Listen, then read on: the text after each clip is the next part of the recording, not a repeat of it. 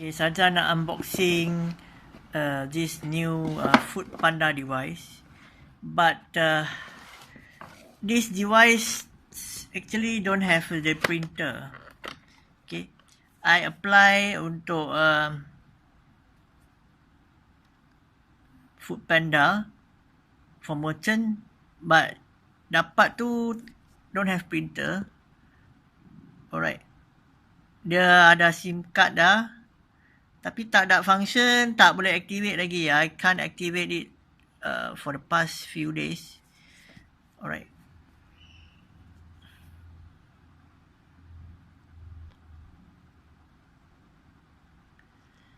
So, basically dah call foodpanda dalam 3-4 hari dah. Dia tak ada line. Line dia masih tak tahulah. Dia SIM card Celcom. Right. Ini charger kit dia. And Celcom SIM card. Okay. So basically dapatlah tengok yang features dia macam ni. Dia ada portal. Tak ada line. Okay, tak ada line. No line. Tapi kalau I pakai wifi, okay, if I guna wifi rumah, dia boleh login terus dekat kita punya shop, restoran portal. Okay.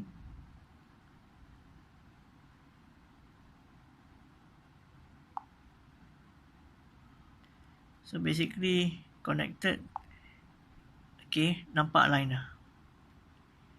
So okay, basically boleh login lah. Tapi tak tahu function Celcom tu untuk apa. What is the function for the Celcom one? Alright. So this is the portal untuk login dashboard. Okay. So I status opening in progress, finalize. Okay. Tak tahulah macam mana nak activate. So benda ni tak tahu macam mana nak print. Cannot print, and I do not know function kamera ni untuk apa. Okay, kamera ni untuk tangkap gambar ke. Then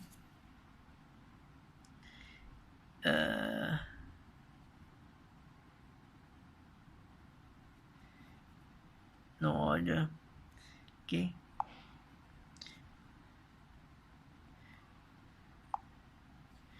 Okay. Dia ada scanner. Nampak tak? Dia boleh scan. Okay. Nampak? Tak tahulah scan apa, tak tahu. Cuba scan je.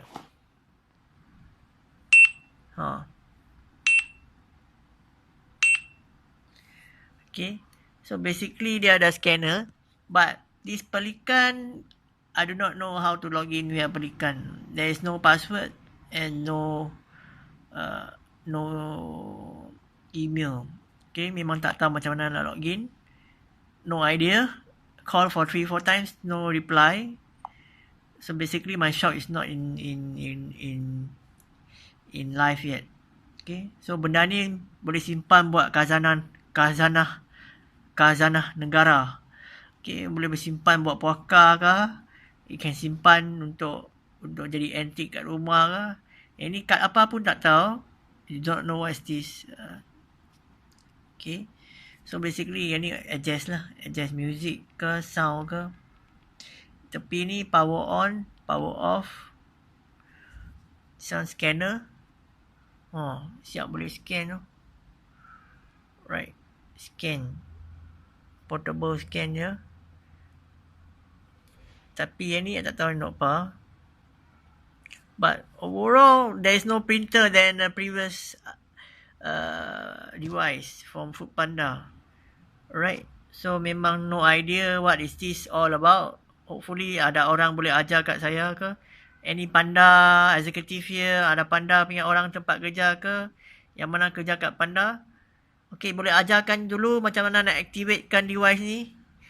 Alright. So, this is my unboxing and alright. Subscribe to my channel, foodpanda. So, this is my unboxing on this device. Okay. This is the charger. Charger dia guna Huawei charger. Tapi memang can say this is called very jatuh pun dia ni quite solid lah. Hard. Quite this one. Ragu. See? Design pun cantik. Tapi memang tak boleh print. Cannot print at all. There is no external printer to open over this. Memang tak ada. Alright. Subscribe to my channel. Bye. Buat sementara waktu saya nak bagi device ni tidur kat tilam. Okay. Tidur kat tilam YouTube ni. Bagi dia tidur dulu. Okay. Before it can activate. So memang tak boleh activate lah. So you sleep lah. Okay, bye bye.